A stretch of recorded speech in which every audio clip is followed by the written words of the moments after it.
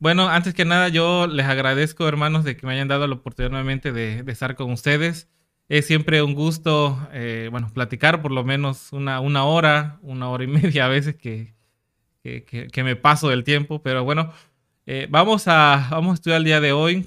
Como siempre me gusta hacerlo, vamos a buscar bastantes textos para que el mensaje vaya siendo dirigido por la palabra de Dios y no tanto por mis comentarios. Así que yo les invito a que tengan su Biblia en mano, a que puedan ir buscando los textos. Tal vez algunos los leamos un poquito rápido, algunos demos un resumen, pero trataré de ponerlos en pantalla para que ya después ustedes puedan irlos leyendo con más calma. Así que vamos a entrar de lleno con el tema de hoy. Yo no sé si ustedes miran bien el texto. Ok, perfecto. El tema se llama Volver a vivir. Creo yo de que hoy en día existe una necesidad de estar vivos en el mundo cristiano. Existen demasiadas cosas para sentirnos oprimidos, existen demasiadas cosas para sentirnos preocupados y parece que las circunstancias en las que vivimos va a peor. Muchas veces tenemos la base sólida de lo que hemos creído, pero en ocasiones parece que todo eso se va y no hay un fundamento sólido para nosotros. Platicaba un poco con unos hermanos y un hermano de Cuba tiene rato que no lo veo y pienso en él y en todas las circunstancias que están pasando ahora. También lo que pasaron no hace mucho en Colombia y en muchas regiones del mundo como tal, que parece que todo se está colocando en su lugar para que exista una polarización de pensamiento. Me explico. Parece que todo se está dando para que las personas sean intolerantes a un diálogo. O es blanco o es negro. Nadie se queda a la mitad para poder reflexionar. Y ahora podemos tener en cuenta de que el pensamiento es un pensamiento en el mundo de debate, de contienda, pero todo esto se prepara para que cuando llegue lo que nosotros sabemos que va a llegar, los hijos de Dios van a estar en el ojo del huracán y vamos a tener que tener una posición firme sobre lo que hemos creído. ¿Y el mundo cómo va a estar? Va a estar en el otro lado, en el otro extremo. ¿Qué es lo que necesitamos nosotros? Es volver a vivir hoy. Tenemos que hacerlo hoy porque mañana tal vez no nos toque en una buena situación. Así que vamos a ir repasando algunos textos. Vamos por favor a comenzar con Isaías 40:31. Es uno de los textos que me han gustado. Yo le comentaba a unas hermanas aquí del chat de México, yo le decía, este es mi primer texto que yo utilicé para predicar a los 12 años en la iglesia adventista. Cuando no, era como 10 años, algo así, había como un ejercicio de niños predicadores y pues bueno, me colocaron ahí y yo recuerdo que utilicé este texto. Isaías 40:31 dice, pero los que esperan a Jehová tendrán nuevas fuerzas, levantarán las alas como las águilas, correrán y no se cansarán, caminarán y no se fatigarán. En el ejemplo de las águilas como tal, podemos ver de que ellas cuando la nube está tan densa, cuando el ambiente como tal en su ecosistema está pésimo, está lloviendo, ellas atraviesan la nube y encima de la nube ellas están volando y no tienen el problema de todas las aves, de los gorriones, de las palomas que están abajo, que están sufriendo la tempestad. Ellas están por encima. En este ejemplo que utiliza el Señor de las águilas, lo dice en relación a las personas que le esperan. Para que nosotros podamos esperar en el Señor, tenemos que conocerle. Tenemos que tener un entendimiento pleno de quién es Él. Tenemos que conocer que Él está vivo y de que Él puede movernos a nosotros en favor de Él. Si nosotros leemos en Jeremías 24:7, vamos a ver qué es lo que dice Jeremías 24:7, por favor. Los que tengan su Biblia, por favor, ahí puedan irlo leyendo. Dice, y les daré un corazón para que me conozcan. Recuerden esta palabrita porque la vamos a estar mencionando bastante. Y les daré un corazón para que me conozcan, porque yo soy el Señor y ellos serán mi pueblo y yo seré su Dios, pues volverá a mí de todo corazón.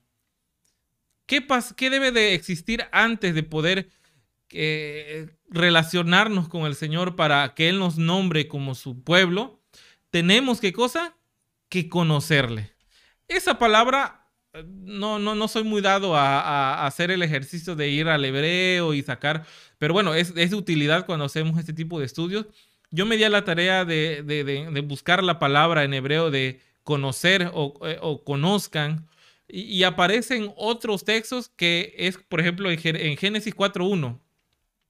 Génesis 4.1, un texto muy conocido, dice: conoció Adán a su mujer, Eva, la cual concibió y dio a luz a Caín y dijo: por voluntad de Jehová he adquirido varón. Dice que Eva conoció, Adán conoció a su mujer. La palabra conocer, en este sentido que se está escribiendo aquí en la Biblia, denota un acercamiento íntimo, una relación íntima, en ese caso de Adán y de Eva, que dio por fruto a su hijo. Cuando nosotros nos vamos a Jeremías entonces y habla acerca de que les va a dar un corazón para que le conozcan, entonces estamos hablando de una relación íntima con nuestro Salvador. Cuando nosotros tenemos ese tipo de relación, ese tipo de acercamiento a nuestro Dios, por obviedad tenemos los frutos de esta relación. Nosotros conocemos en Gálatas, hemos estado repasando Gálatas, y conocemos que los frutos de esta relación, ¿cuáles son? Amor, gozo, paz, paciencia, benignidad, bondad. No lo sabemos de memoria. Esos son los frutos de alguien que conoció ya a Dios. En el transcurso de nuestra vida estamos muchas veces motivándonos por muchas cosas y eso nos da una sensación de conocimiento. Pero ese conocimiento ya dio fruto de esa intimidad con Dios. Vamos a seguir leyendo en los textos que tenemos aquí en pantalla. Vamos a ver rápidamente porque son bastantes textos. Primera Samuel 2.12. Primera Samuel 2.12. Vamos a ver lo contrario de conocer. Primera Samuel 2.12 dice: los hijos de Eli eran hombres como impíos y no tenían conocimiento de Jehová. ¿Qué cosa? Eran hombres impíos que no conocían a Jehová. ¿Quiénes eran los hijos de Eli? Para los que tal vez no estamos familiarizados con la historia, lo comentamos rápido. Los hijos de Eli eran los hijos de un sumo sacerdote de la tribu de Leví, de la cual ellos tenían que desempeñar también el papel de sacerdotes. A la muerte de su padre, los hijos de Eli tenían también que asumir, o alguno de ellos, el mayor, la posición de su padre.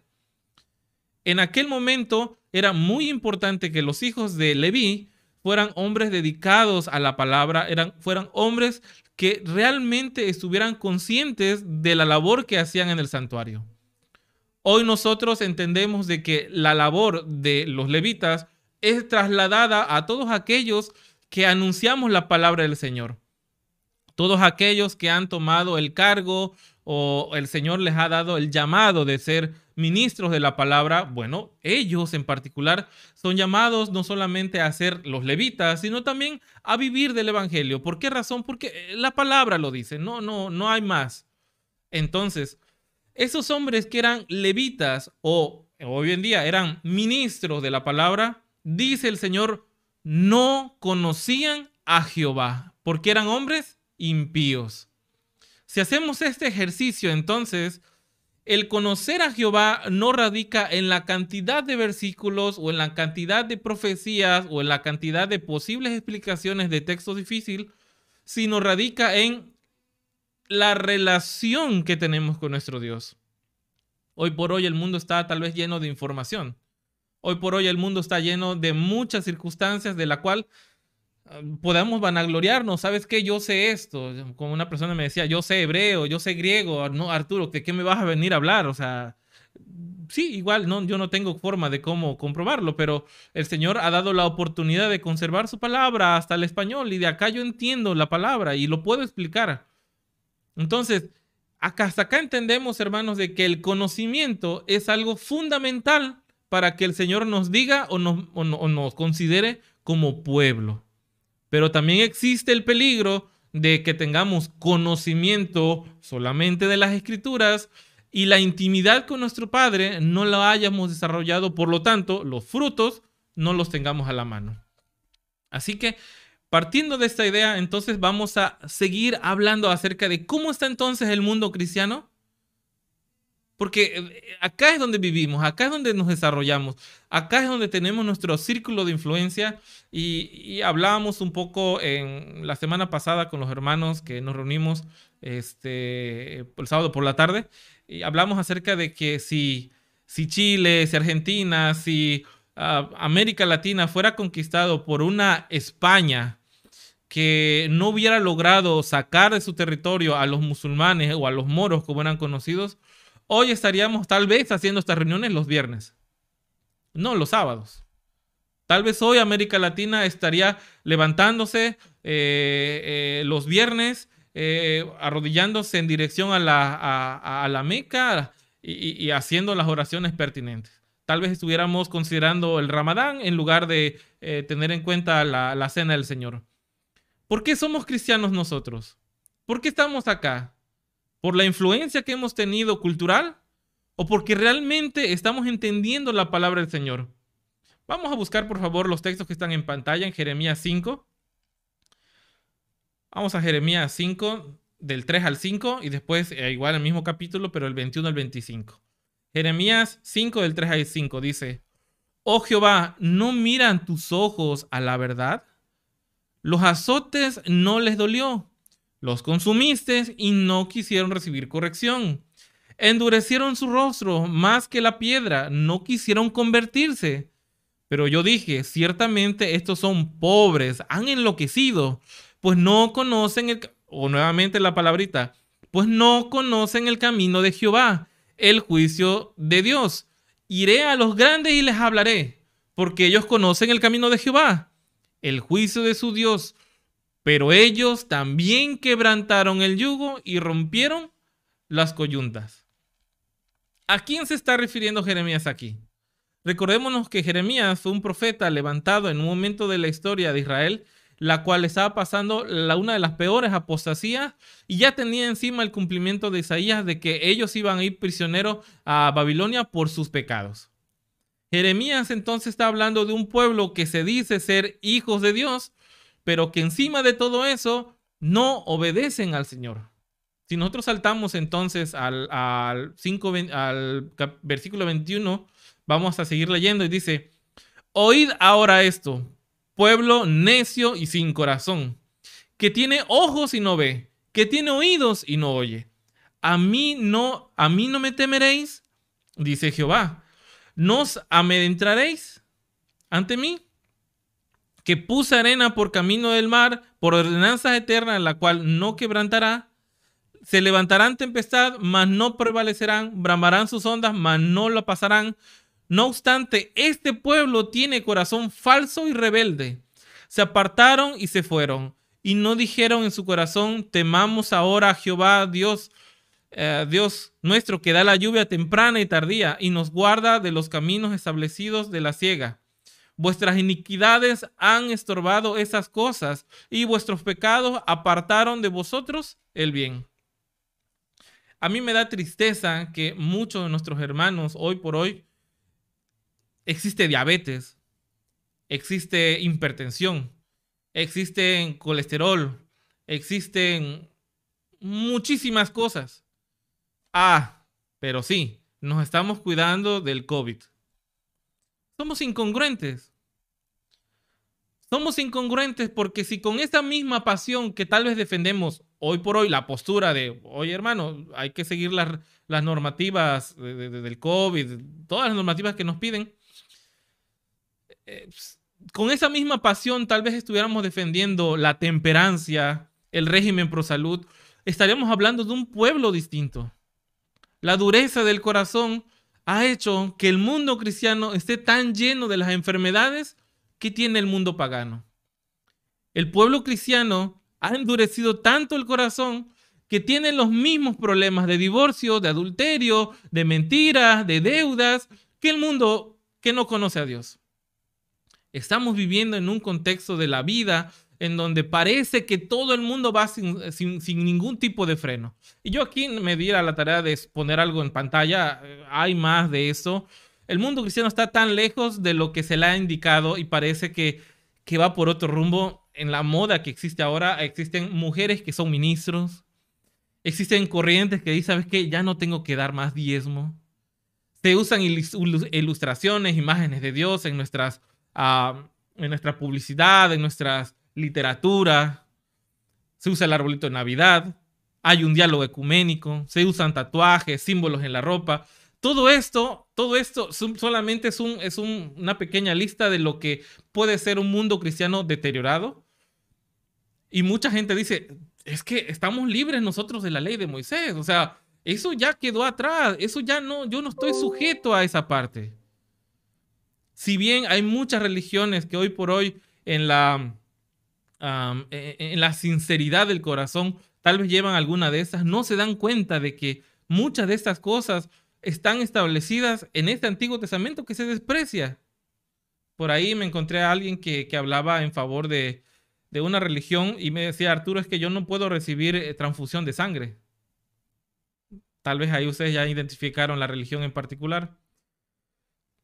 Bueno, ¿y de dónde sale la idea de no recibir transfusión de sangre? Bueno, resulta que sale de la ley de Moisés, de la mal llamada ley de Moisés. Pero en la misma ley de Moisés está escrito que hay que guardar el sábado.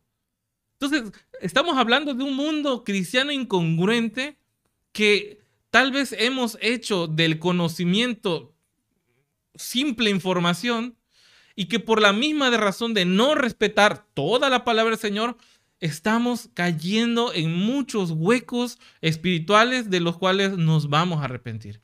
Vamos a seguir avanzando. Vamos a seguir avanzando porque ¿qué podemos entonces entender por información? Vamos por favor a Juan 8:19. Vamos a Juan 8:19. Vamos a leerlo y dice, ellos le dijeron, ¿dónde estás tú? ¿Dónde está tu padre? Perdón. Respondió Jesús, ni a mí me conoces ni a mi padre. Si me conocieres también a mi padre conocerían. Recordemos el contexto de lo que estamos leyendo. Estamos leyendo en un momento de la historia en donde el pueblo de Israel tenía todos estos libros que ya hemos hablado, el Pentateuco, los Salmos, los profetas, lo que en hebreo es conocido como el Tanaj, o sea, tenía todo ese Antiguo Testamento, bajo eso se regía, pero ¿de qué tanto le servía esta información? ¿De qué tanto fue de utilidad esta información? De nada. ¿Por qué razón? Porque ellos decían, muéstranos a tu Padre. El Señor Jesús decía, ¿en serio? ¿En serio que todo ese tiempo hemos estado estudiando la misma Biblia, los mismos escritos y no entiendes realmente quién soy yo? Si no acabas de definir quién soy yo, no conocerás al Padre. Yo hago la pregunta, ¿conocemos a Cristo? ¿Realmente conocemos a Cristo? ¿Realmente nos mueve el conocer a Cristo? ¿Qué el día de hoy nos está moviendo? ¿Qué nos está haciendo el día de hoy tener esta necesidad de levantarnos temprano a adorar, a levantarnos a checar nuestro Facebook? Y en este momento digo, ¿sabes qué? Yo necesito transmitir esta información porque va a ser de utilidad a las personas que tengo. Tal vez ellos no tengan la oportunidad de congregarse conmigo, pero yo envío una información y yo sé que va a tocar la fibra de su corazón. ¿Qué está haciendo? ¿Qué nos está moviendo el día de hoy para llamarnos cristianos? A los judíos le preguntan a Jesucristo, muéstranos al Padre. El Señor Jesús le dice, si no me conoces a mí, al Padre menos. Si hoy por hoy no nos está moviendo el sentir del conocer a Cristo, no conocemos al Padre. No podemos llegar al Padre. Vamos a seguir leyendo en 1 Corintios 15:34. Bueno, vamos a leer 1 Corintios 15:34 para ir avanzando en la Biblia, para no irnos tropezando mucho en los libros. 1 Corintios 15:34. Dice, sed sobrios como conviene y dejad de pecar, porque algunos no tienen conocimiento de Dios. Para vergüenza lo digo. Para vuestra vergüenza lo digo. Sed sobrios como conviene y dejad de pecar. En este mismo libro existe un comentario acerca de un hombre que estaba en pecado. Y el apóstol Pablo les dice a los corintios, ¿todavía ustedes están permitiendo que ese hombre de pecado esté entre ustedes? ¿Qué acaso entre ustedes no hay alguien que pueda juzgar y que pueda determinar el pecado de ese hombre y apartarlo? Una de las cosas que me llama bastante la atención de todos los grupos que han estado tal vez teniendo la oportunidad de congregarse así como nosotros, es que muy pocos están organizados como el orden evangélico lo pide, muy pocos están organizados y mucho menos tienen la intención de corregir a los hermanos. Muy pocos. Cuando hay alguien que está en pecado, por lo regular, lo que pasa es que se divide el grupo en favor de los que están con el hermano y los que no, y se hace un nuevo grupo. Nuevamente, en esta división, cuando un hermano más de ellos no llega a un acuerdo, ese grupo nuevamente se vuelve a dividir y así sucesivamente. Yo lo digo de todo corazón. Regresemos a la iglesia adventista. En serio, no perdamos el tiempo llamándonos reformadores, estando fuera de la iglesia, cuando no queremos escuchar la voz de Dios. La voz de Dios es clara. El Señor dice, va a haber ministros, va a haber maestros, va a haber esto, el otro dentro de los grupos. Pero nadie se quiere someter a ¿qué cosa? A una estructura que el Señor ha dejado en su Biblia. Porque cuando el ministro, cuando el hermano, ¿sabes qué? Hermano Pedro, hermano Luis, no veo a hermano Luis, allí está el hermano Luis, siempre lo agarro de ejemplo en ese tipo de temas. Cuando el hermano Luis está en pecado, llega tal vez el hermano Pedro, el hermano Patricio, hermano Luis, es que mira, no debiste de haber hecho eso, hermano.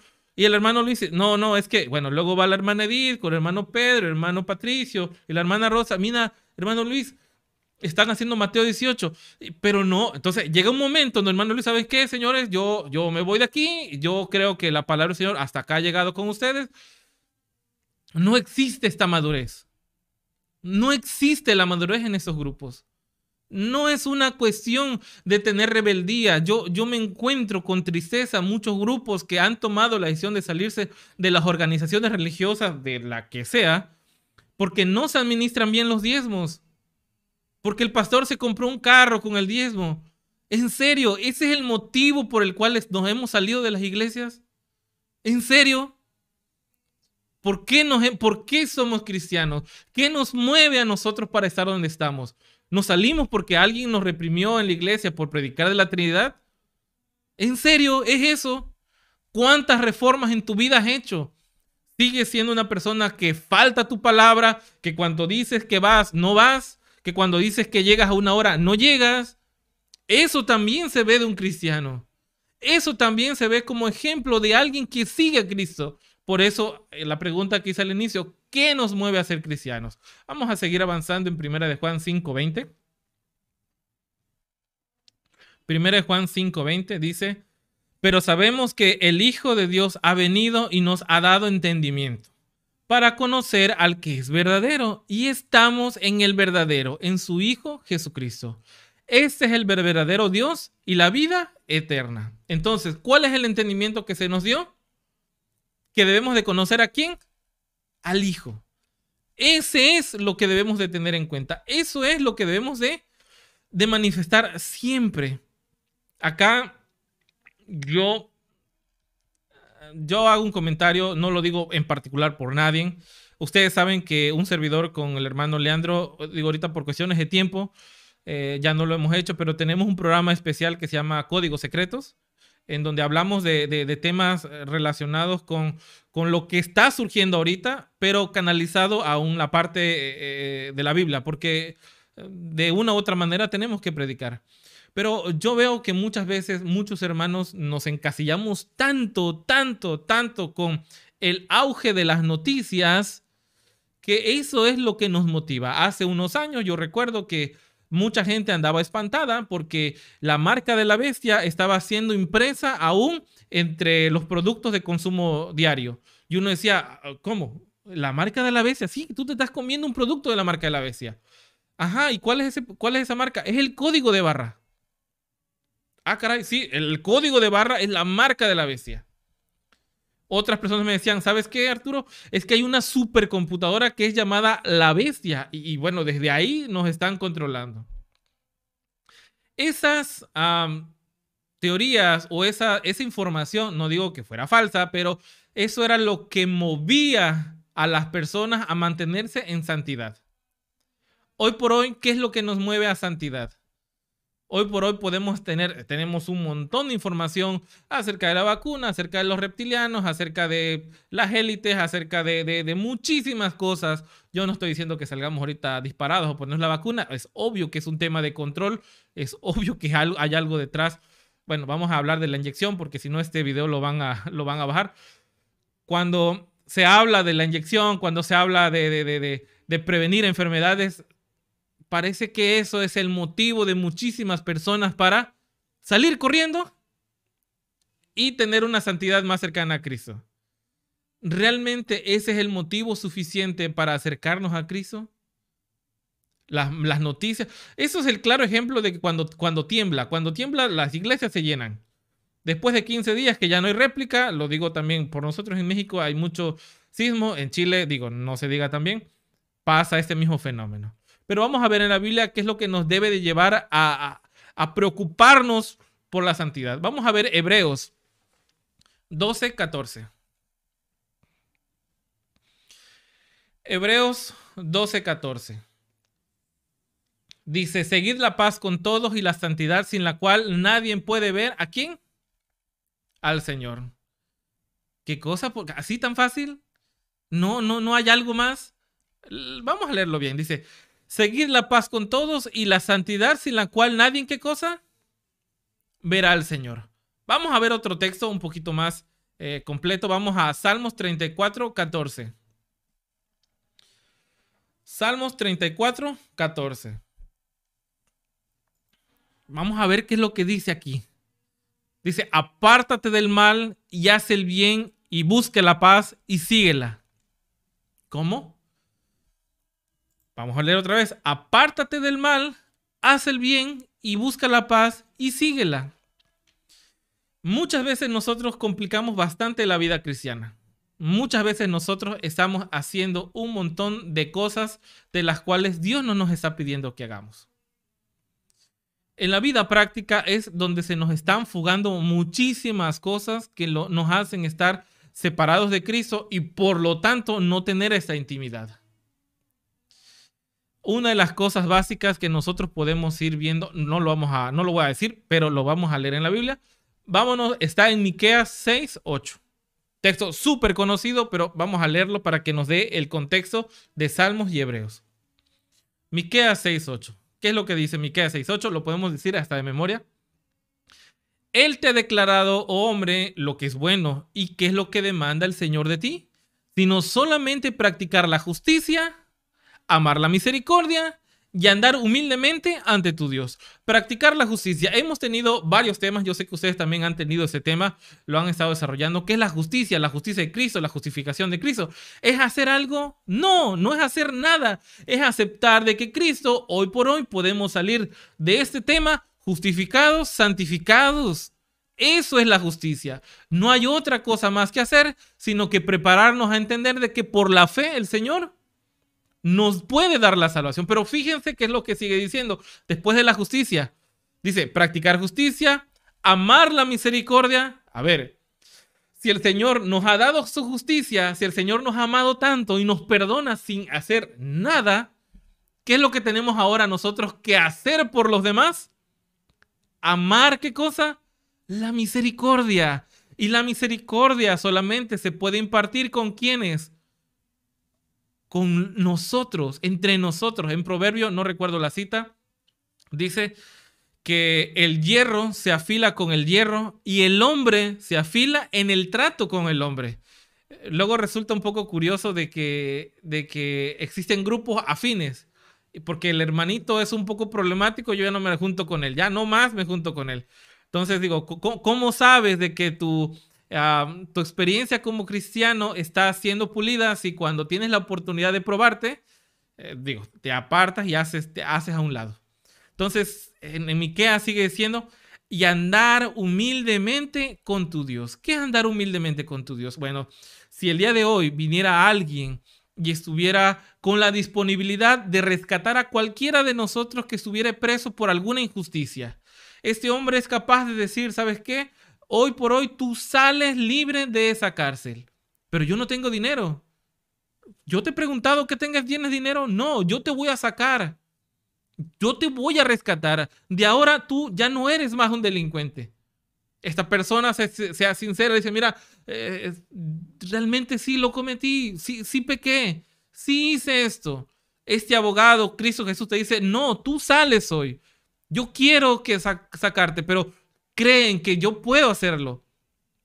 Una vez que somos justificados por la gracia, si esta persona te dice, ahora para que tú andes en paz, hermano Pedro, ahora para que tú andes con tranquilidad, yo te voy a dar un consejo. No le mientas otra vez a tu esposa. ¿Por qué razón? Porque eso va a hacer que te ahorres un problema. Hermana Edith, yo te aconsejo que no vuelvas a hablar mal de tu hermano. ¿Por qué razón? Porque te voy a ahorrar un problema. Hermano Luis, tú trabajas demasiado. Yo te voy a pedir que guardes un día para que no solamente tú estés con mi familia, sino para que estés en comunión conmigo, porque así te vas a ahorrar un problema. Los mandamientos y la ley de Dios en su totalidad fueron dadas al hombre para que andemos en paz y tranquilidad. Una ley de amor. Dice Miqueas 6:8, a practicar la justicia, a hacer la misericordia y andar humildes ¿ante quién? Ante nuestro Dios. Si seguimos esos 3 pasos, estamos entonces en el camino de conocer a Dios. Vamos a avanzar entonces. Ahora, debemos de volver a creer que nuestro Dios es un Dios poderoso, porque acá es donde creo yo de que empezamos a flaquear. Acá es un punto en donde empezamos nosotros a perder el camino. Como decíamos hace rato, es posible que muchas personas hayan tomado la decisión de estar en una congregación cristiana el día de hoy porque hace un par de años estuvieron enfermos. Y como agradecimiento, como un tema de una manda, como un tema de una promesa, hoy estamos en una iglesia por un tema de compromiso. Pero vamos a ver unos pasajes para que nos quede un poco claro cuál debe de ser el sentimiento hacia nuestro Dios. Vamos entonces a ver Salmos, Mateos y Primera de Reyes. Vámonos primeramente a Salmos 119, 120. Dice, mi carne se estremece por temor a ti, y de tus juicios tengo miedo. ¿Cuál era el entendimiento que tenía David de su Dios? Muchas veces nosotros abusamos del amor de nuestro Dios, y muchas veces en este amor que Él nos da, cometemos las peores atrocidades. Cometemos los peores pecados y perdemos un poco el entendimiento de quién es la persona que nos está dando esta confianza. Sabemos de que existe en el universo planetas, soles, galaxias mucho más grandes que la de nosotros. Y el Señor tiene a todas estas galaxias en su mano. En este entendimiento debiéramos nosotros dar por algo trivial el entender que Dios es amor y Dios nos va a perdonar. Fíjense lo que dice David y cómo se expresa. Mi carne se estremece por temor a ti y de tus juicios tengo miedo. Vamos a ver otra vez, vamos a Mateo 10, 28, siguiendo esto. Mateo 10, 28 es un texto también conocido y dice, no temáis a lo que mata el cuerpo, pero porque no pueden matar el alma. Más bien teman a aquel que pueda hacer perecer tanto el alma como el cuerpo en el infierno. Y simplemente quiero aclarar ese punto del infierno porque para algunas personas que nos puedan estar viendo, no es una cuestión de hay un fuego inmenso por siempre ardiendo, porque de ser así, entonces estamos hablando de un Dios injusto que da un pago desigual tanto para Satanás como para las personas. No, estamos hablando de este fuego que se dice que está en el tercer ángel en Apocalipsis, donde dice que todos aquellos que tomen parte en favor de la bestia son colocados en el lago de fuego en esta consecuencia de dejar a nuestro Dios. Entonces, Fíjense la expresión que dice acá el Señor Jesús en Mateo. No le teman entonces al que mata el cuerpo. Témale a aquel que puede colocarte fuera de ¿qué cosa? Del libro de la vida. Y hay una expresión que tal vez no conozcan y me gustaría que sí la buscaran en 1 Reyes 8:27. Aquí me encanta esta expresión narrada por Salomón en una oración que hace en la dedicación del templo. Y fíjense qué es lo que dice. 1 Reyes 8:27. Y aquí yo creo que es lo sublime. Es algo que llama poderosamente la atención. 1 Reyes 8:27, que dice: empero, ¿es verdad que Dios haya de morar sobre la tierra? He aquí que los cielos de los cielos no te pueden contener, cuanto menos esta casa que yo he edificado.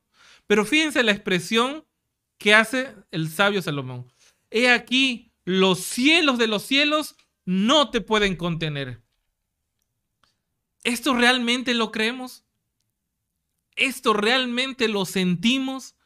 ¿Esto realmente nos mueve a nosotros para estar con temor y temblor en aquel que ha dado a su Hijo unigénito para rescatarnos y nos ha dado la justicia? ¿Acaso entendemos completamente de que este Dios, los cielos de los cielos, no lo pueden contener? Si vemos nosotros la narración de Josué 20, no lo vamos a leer ahorita, lo sabemos, acerca de cómo esta discusión que tiene Josué con el pueblo de Israel y le dice: señores, recuerden qué es lo que hizo el Señor por ustedes. Recuerden qué es lo que hizo en Egipto. Recuerden qué es lo que hizo al pasar el Mar Rojo y con poder detuvo este río caudaloso. Señores, recuerden qué es lo que tienen que tener. Y le dice: y aquí yo les pido que tomen una decisión. ¿A quién van a servir hoy? ¿A los dioses que quedaron allá en Egipto o a Dios? ¿A quién van a seguir? Dice él: yo elijo seguir a Cristo.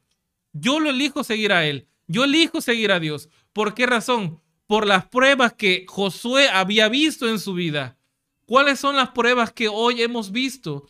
¿Qué pruebas hemos tenido el día de hoy y qué pruebas hoy hemos superado? Y que sabemos en nuestro muy adentro de nuestro corazón que no hay otra explicación más que Dios, que tomó el control de nuestra vida.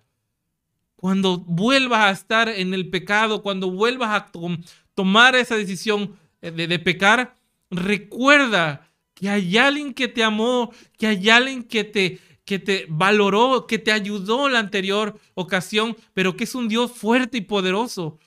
Ese es el temor que pide el Señor de nosotros, que valoremos lo que Él ha hecho por nosotros. Entonces, ¿a quién vamos a seguir? Vamos entonces a ver rápidamente una historia que a mí me fascina. Me fascina, que es Los Caminantes de Emaús. Está en Lucas 24. Yo les invito a que lo puedan leer con calma. Lucas 24 del 3 al 35. Todo el capítulo está muy, muy interesante. La semana pasada estuvimos desarrollándolo con algunos hermanos, buscando las citas. Y ustedes saben la historia. 2 discípulos venían de Jerusalén, iban de camino a Emaús, una aldea que estaba a no más de 10 kilómetros, pero digo, 10 kilómetros caminando es complicado. Sobre todo por las condiciones no eran las mejores, no eran los caminos que tenemos ahora, había dificultades. También hay que entender de que en la actualidad tú cuando caminas existe luz pública, alumbrado público, o por lo menos llevas tu lamparita del celular con el flash y vas alumbrando el piso. Entonces esas personas dijeron: ¿sabes qué? Vámonos temprano, tenemos que llegar a nuestro hogar. Pero venían destruidos, venían con el corazón roto. Eran personas que habían dedicado mucho tiempo a seguir al maestro. No sé en cuántas de las narraciones que existen en Mateo, Marcos, Lucas y Juan estuvieron ellos presentes. Es posible que ellos estuvieron presentes cuando se repartió el pan y los pescados. Es posible que estuvieron presentes cuando este paralítico se levantó y le perdonaron sus pecados. Es posible que estuvo en innumerables de ocasiones cuando el Señor se manifestó de manera poderosa. Ellos tenían la esperanza de que este hombre de Nazaret no solamente fuera un gran maestro, sino que en la práctica los pudiera rescatar y los pudiera llevar a un mejor lugar, pero aquí en la tierra también. Pero ellos habían enfrentado una muerte. Una muerte que para su maestro era una muerte injusta, pero no solamente una muerte injusta, sino era una muerte dolorosa. Por la historia sabemos de que los crucificados eran muertos desnudos por una cuestión artística. En las pinturas se le pone un pequeño paño a Jesús en los cuadros, pero esto no era así. En la realidad, las personas que morían en la cruz morían desnudos, morían con el cuerpo destrozado por los látigos, la carne realmente molida. Era terrible. Entonces, estos discípulos caminaban con el corazón roto. Ellos se encontraron a un lado a una persona que les empezó a hablar. Dice la palabra que desde los profetas, los salmos, la ley, les empieza a narrar.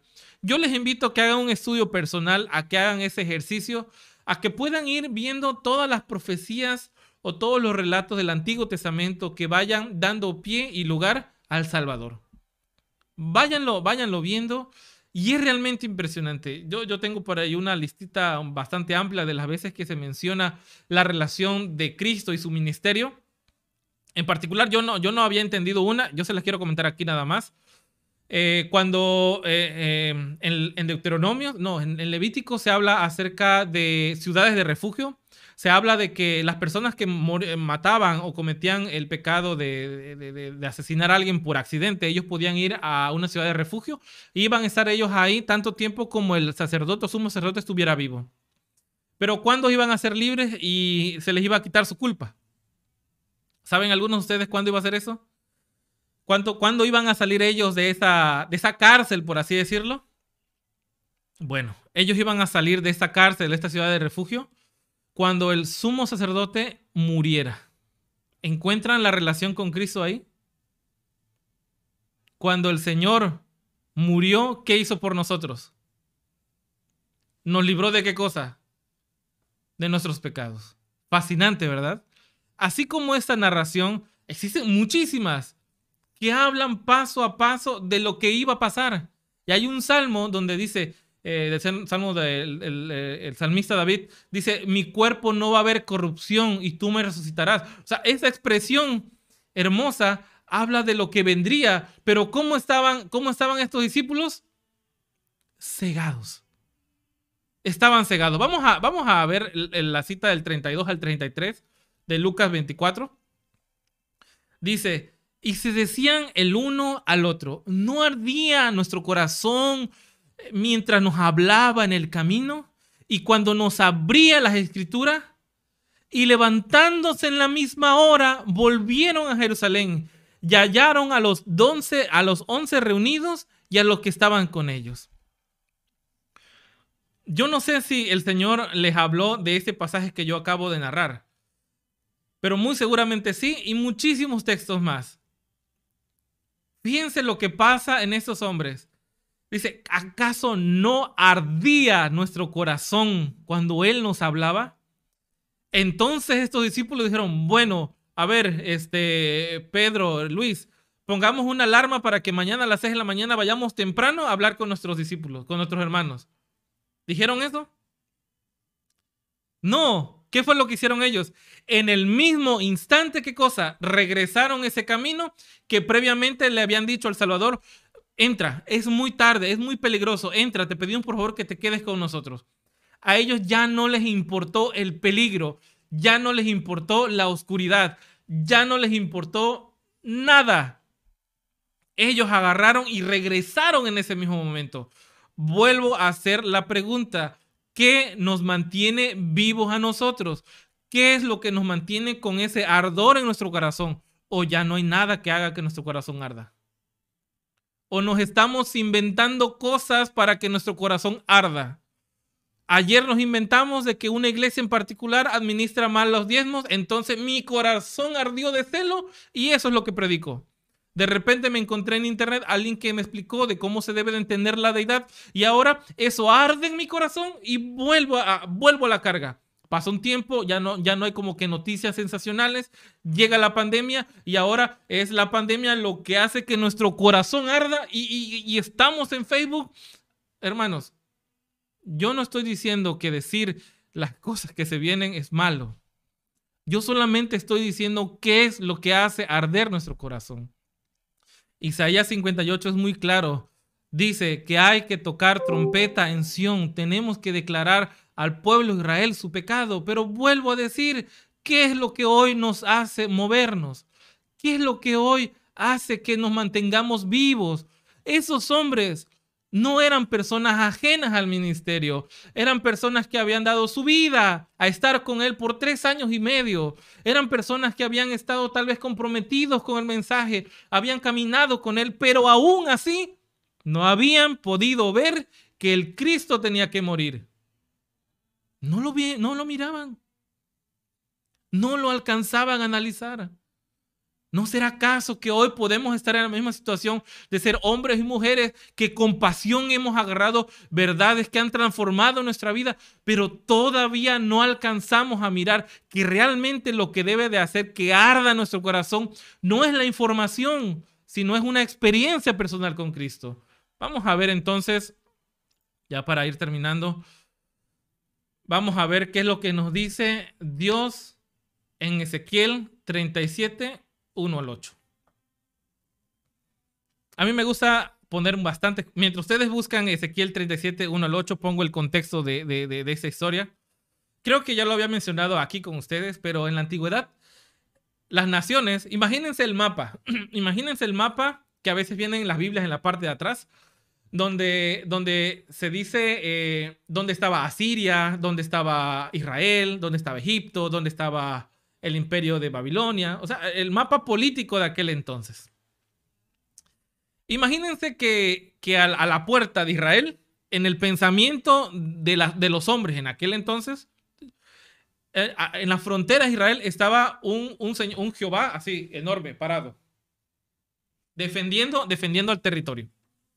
Y de frente en Babilonia estaba Marduk. Marduk estaba parado, enorme, así, grande, defendiendo, unos gigantes enormes. Y así cada nación tenía su Dios grande que lo estaba defendiendo en la mentalidad de las personas, claro está. De repente Babilonia hace hasta esta incursión a Israel y por obvias razones el entendimiento de las personas hacía que Marduk viniera por delante caminando. Y se enfrentaron los dos pueblos. Se enfrentó Israel y Babilonia. ¿Qué pasó con Israel? Perdió. Y ante el pensamiento de las personas, ese gigante grandotote que estaba defendiendo a Israel, Jehová, ahora está tirado, muerto y despedazado. Tengan en mente eso, porque eso era el pensamiento de Israel. Ese era el entendimiento.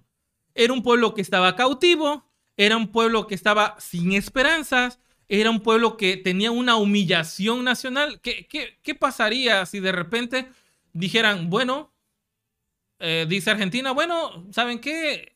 Yo necesito una salida al Pacífico, voy a invadir Chile y se acabó. Y lo logra. Por apoyo de, no sé, pero lo logra. Y a ustedes se les prohíbe tener sus colores, se les prohíbe tener sus usos y costumbres. Y ahora solamente se va a todo lo que tiene que ver con Argentina. O los que vivimos en México. De repente nos invade Estados Unidos y se acabó México. ¿Qué pensaríamos nosotros? Humillación nacional. Bueno, eso es lo que pasaba por el corazón de esas personas. Ahora vamos a ver entonces, en ese contexto histórico, vamos a ver Ezequiel 37. Vamos a ver Ezequiel 37. Dice, la mano de Jehová vino sobre mí y me llevó en el espíritu de Jehová y me puso en medio de un valle que estaba lleno de huesos y me hizo pasar cerca de ellos por todo en derredor, y he aquí que eran muchísimos sobre la faz del campo, y por cierto, secos en gran manera. Y me dijo, hijo de hombre, ¿vivirán estos huesos? Y dijo, Señor Jehová, tú lo sabes. El 4, me dijo entonces, profetiza sobre estos huesos y diles, huesos secos, oíd palabra de Jehová, así ha dicho Jehová el Señor sobre estos huesos. He aquí yo hago entrar espíritu en vosotros y viviréis. Y pondré tendones sobre vosotros y haré subir sobre vosotros carne. Y os cubriré de piel y pondré de vosotros espíritu y viviréis y viviréis y sabréis que yo soy Jehová. Profeticé pues como se me había mandado, y hubo un ruido mientras yo profetizaba, y aquí un temblor, y los huesos se juntaron, cada hueso con sus huesos, y miré, y he aquí tendones sobre ellos, y la carne subió, y la piel cubrió por encima de ellos, pero no había en ellos espíritu. Y me dijo, profetiza al espíritu, y entonces dice, profetiza al espíritu, y profetiza, hijo de hombre, y di al espíritu, he aquí, ha dicho Jehová, el Señor, espíritu, ven de los cuatro vientos y sopla sobre esos muertos para que vivan. Bueno, ya me pasé un versículo más, pero ¿qué estamos leyendo aquí? ¿Cómo estaba proféticamente el pueblo de Israel? ¿Cuáles eran las circunstancias que vivía el pueblo de Israel? Era un pueblo con una esperanza destruida, con los huesos secos. No tenían más que hacer. No tenían más que dar. Hoy el mundo cristiano en general vive una situación muy similar. Se vive una época de huesos secos. Que para mantenernos vivos estamos inventándonos cosas por la cual celar, cosas por la cual defender, pero no es una manifestación de ¿qué cosa? De Cristo. Recuerden lo que pasó con los caminantes de Maús. ¿Qué fue lo que hizo que ardiera su corazón? Que tuvieran a Cristo que lo tuvieran cerca. Vamos a seguir leyendo el capítulo 37. Vamos a seguir leyendo. Me quedé en el 10. Dice el 10. Y profeticé como me habían mandado, y entró espíritu en ellos, y vivieron, y estuvieron sobre sus pies un ejército grande en extremo. Me dijo luego, hijo de hombre, todos esos huesos son la casa de Israel. He aquí ellos dicen, nuestros huesos se secaron y perecieron nuestra esperanza, y somos de todo destruidos. Por tanto, profetiza y diles, así ha dicho Jehová el Señor, he aquí yo abro vuestros sepulcros, pueblo mío, y os haré subir de vuestra sepultura, y os traeré a la tierra de Israel. Y sabréis que yo soy Jehová, y cuando abro vuestros sepulcros y saque de vuestras sepulturas, pueblo mío, y pondré ¿qué cosa? Mi espíritu en vosotros, y viviréis, y os haré reposar sobre vuestra tierra, y sabréis que yo Jehová hablé, y lo dice así Jehová. ¿Qué es entonces lo que debemos de estar pidiendo hoy en día, hermanos? ¿Qué es lo que hoy deberíamos de estar luchando y nos debe de estar moviendo? Pedir el Espíritu de Jehová, pedir el Espíritu de nuestro Salvador. Eso es en gran medida lo que va a hacer que nuestros huesos vivan. Eso va a ser lo que nuestro testimonio y lo que nosotros conocemos se dé a conocer. Yo nada más quiero hacer un paréntesis, y lo he platicado con el hermano Leandro. Muchas de estas teorías de la conspiración, que en efecto algunas son verdad, algunas otras no lo sé, no quiero tomar partido en eso, pero muchas veces esas personas que denuncian estas situaciones son personas que no quieren saber nada de Dios. Son personas totalmente ateas, son personas que desprecian completamente el evangelio. Pero nosotros somos los primeros que republicamos su información. ¿Saben qué va a pasar cuando realmente estemos enfrente de una situación en donde tenemos que defender la verdad del sábado en contra del domingo? Porque eso es la marca de la bestia y no un chip. Nos van a tener en la misma situación que aquellos. Estos son los loquitos que hablaban en aquellos tiempos. Fíjense cómo estamos en este mundo ahora. El Señor hoy por hoy nos está pidiendo de corazón que llenemos nuestro corazón de Cristo, y Él nos va a hacer capaz de reflejar su espíritu a las demás personas. Recuerden lo que dice Miqueas. Dice, practiquen la justicia, acepten la justicia de Cristo, amen la misericordia, compartan esa misma justicia con las personas al lado, y entonces anden humildemente ante su Señor. Entonces obedezcan lo que Él está pidiendo para que ustedes vivan en paz. Y ya para ir terminando, tengo unos comentarios de la hermana Elena en la Review and Herald. de enero de 1893. No lo tengo aquí en pantalla, lo voy a leer rapidito. Dice, cuando el poder de Dios transforma. Dice, esa clase estaba bien representada por el valle de los huesos secos en Ezequiel. Aquellos a quienes les había encomendado los tesoros de la verdad y sin embargo estaban muertos en transgresiones y pecado, necesitaban ser creados nuevamente en Cristo. Hay poca vitalidad real hoy en la iglesia de ese tiempo, que toma una labor constante de dar a los hombres la apariencia de una vida profesa ante Dios. Cuando el poder de Dios venga en esas personas, su actividad los hará manifiesto. Llegarán a ser obreros y estimarán el reproche de Cristo como mayores riquezas del mundo. Y en Testimonios para la Iglesia, tomo 4, dice, tan pronto como el hombre se convierta, nace en su corazón el deseo de dar a conocer a otros cuán precioso amigo se ha encontrado en Cristo. La verdad salvadora y santificadora no puede ser ahogada en su corazón. El Espíritu de Cristo ilumina el alma. Es representada por la luz que disipa toda oscuridad. Es comparada como la sal por sus cualidades preservativas y la levadura que secretamente ejerce su influencia y transforma las vidas. ¿Cuál va a ser el concluir de la vida de un cristiano? ¿Cómo debe de concluir o cómo debe de iniciar?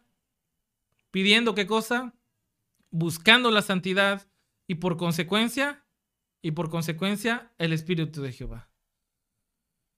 Quiero concluir con unos versículos más. Vamos por favor a Isaías 25:9.